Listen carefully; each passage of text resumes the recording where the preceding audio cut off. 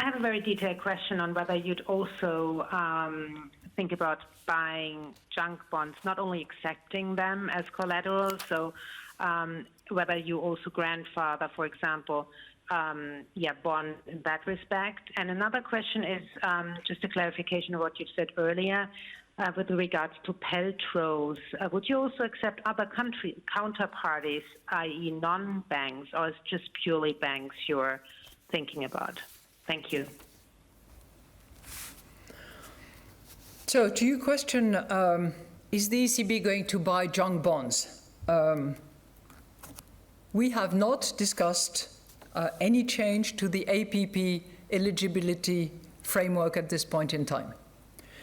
For the PEPP, I would like to remind you that we have already given a waiver of eligibility requirements for securities issued by the Greek government. It exists. This was also part of the multiple decisions that we made in March. And as I said already, we have been very, very clear, and if I need to repeat it again, I will repeat it again. We will not accept fragmentation of monetary transmission in the euro area or any pro-cyclical tightening of financing conditions. So, within our mandate and with these two principles in mind, we will adjust as and when needed.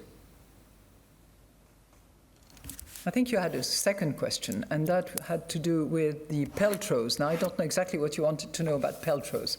Do you mind repeating your question on PELTRO? I can. Whether you would also accept other country counterparties for the specific operations other than banks? Would you extend it also to non-banks?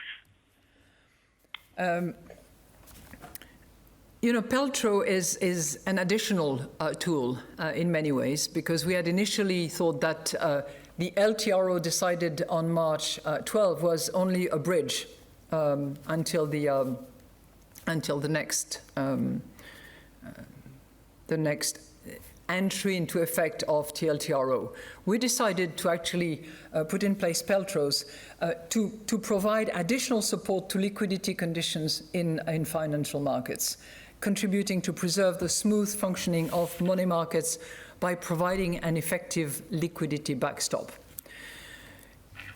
Extending it beyond the normal counterparties that we have, the Governing Council has not discussed that. But, you know, once again, we are in such uncertain times, and there is such a threat to the economic fabrics of our societies that we have to be open-minded and look at all possibilities. So I'm not closing off anything in that respect, but we have not discussed it in the Governing Council.